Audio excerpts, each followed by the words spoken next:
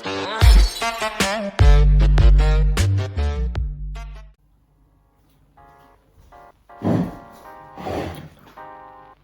this thing on? Crikey, been a minute, maybe 4 years. Yeah, it's been a while since I've uploaded. Can't guarantee I'm gonna upload a load in the future either. These YouTube videos do take a while, but you know, I enjoy them, so why not keep making them? Well, make one or two. I bet you're really grateful to see that I've spent a lot of money on production quality. Yep, still from my mobile phone, so sorry, it's a bit shit. Ben Parts can get views from flexing his marathon time, then you know, this can't be too difficult. Ben's a coach as well. Who the hell would do that? Anyways, the importance of S&C. This is what you came for, strength and conditioning. Well, as any injured runner will tell you, being injured is shit. Being out of the sport is horrible. You suddenly forget all about those days where you didn't want to run. It was about 2 degrees outside and it was dark as anything. Nah. Suddenly, you feel like some souped up Springer Spaniel who hasn't been walked in days, and all you want to do is nothing else but to run around in circles. But what can we do about it? What can we do to prevent injury? Strength and conditioning. You ever heard the phrase, you should learn to walk before you can run? Well, consider strength and conditioning your walking phase. Shockingly, the sedentary lifestyle of office work and sitting down all day doesn't condition you to be able to go and run 10 miles or more at a time. Maybe not even 1 mile or more at a time.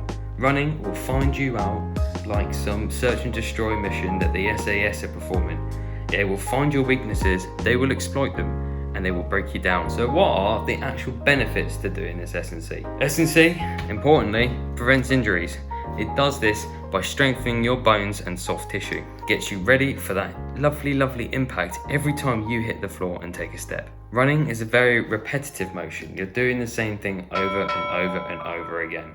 Your muscles have to be prepared in a very specific way to be able to endure the relentlessness of that movement. So conditioning your body to be able to do that is key. Say you have some hip weakness which is causing you to lean forwards too much.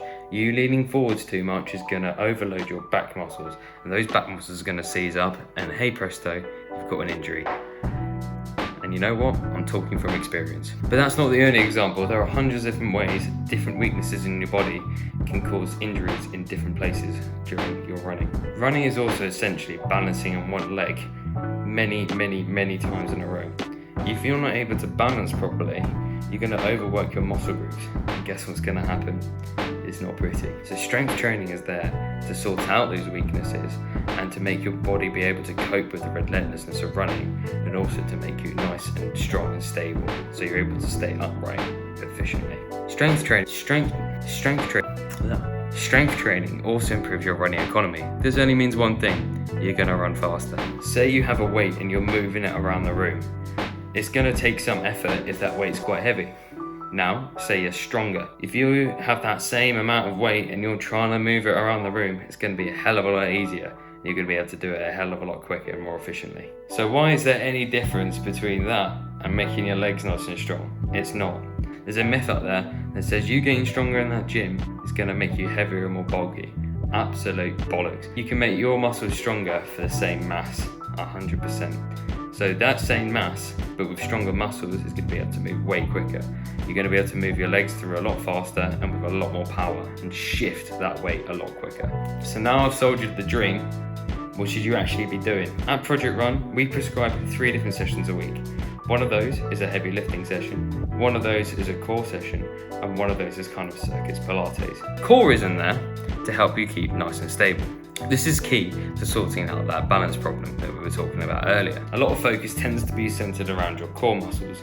However, your obliques and your back, they're also really key for keeping you balanced too. We place a lot of emphasis on kind of single leg movements as well, like a single leg squat or a single leg deadlift. This is really key to fire up a lot of your muscle groups that are going to help you stay upright when you run. Ultimately, at the end of the day, a more stable runner is a more efficient runner. Circuits of Pilates are a staple of the Project Run diet too. These are done in the much higher rep ranges, so your body is able to endure that kind of repetitive motion. We're looking at 10, 15, 20, 25 reps of the same thing. So your body's able to move fluidly and is able to do that with a strong muscle set. We're talking hips, we're talking hamstrings, we're talking glutes, we're talking quads, we're talking calves, all of it. All of it is important because any of those weaknesses is going to overload another area and is going to get found out and cause that injury. The Kenyans love a circuits workout.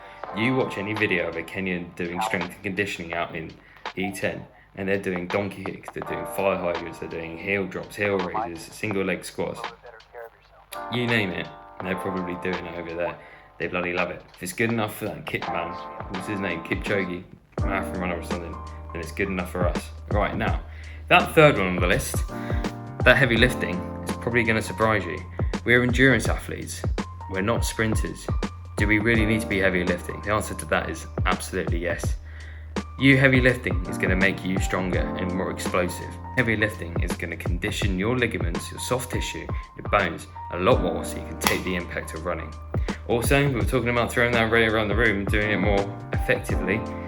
Well, you having nice strong quads to be able to power you forwards is going to make you run a lot faster and a lot more efficiently. I know he's a little bit controversial, but Alberto Salazar, when he was in control of Mo Farah's schedule, one thing he got him doing was lifting heavy in the gym. Have you seen that man's turn of pace in that final lap in that 10,000 metres in 2012? You can see the effects of that heavy lifting. He could turn it on like that. That man had more power that day compared to everybody else than, say, Kim Jong-un does in North Korea. So what kind of stuff should you be doing in your heavy lifting?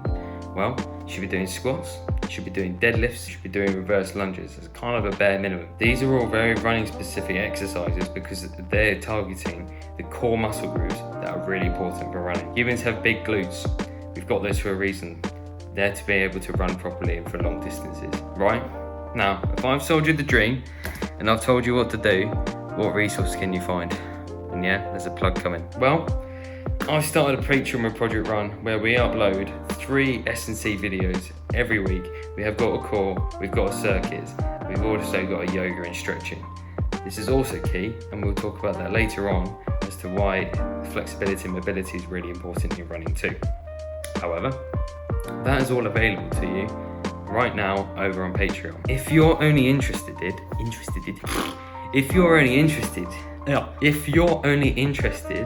in the kind of heavy lifting and the circuit stuff, then that is only going to be $9.99 a month. You're going to get 4-6 videos a month. So $9.99 a month, what's that? It's not even £2 a video. Now, for $15.99 a month, you're going to get your core and you're going to get your yoga. So suddenly, those 4-6 videos have turned into 10, 12 videos a month. We're only just talking £1-ish. £1-ish. That's kind of the same as a gel. If you like an example, I'm going to link that down the bottom. Anyway, that's been enough plugging for one day, because you know what? I don't really like doing it. But hopefully I can upload to this channel a little bit more in the future and be able to give you a couple more resources. I'm thinking maybe I'm going to use this as like a vlog space for my future running, because looking back on my videos 4 years ago, I've come in a little bit further than I was when I was only 20, 19-ish. And that boy, he could run low 17 for park run, high 16. He's a little bit quicker than he was then. He kept that up for a whole marathon. Anyway, that will do for one video. Enough rambling. I've been the learning runner. I can't believe I've said that again. If you'd like to like and subscribe, that would be amazing. And head over to the Project Run YouTube channel. Some great resources there too. And I'll catch you in the next one.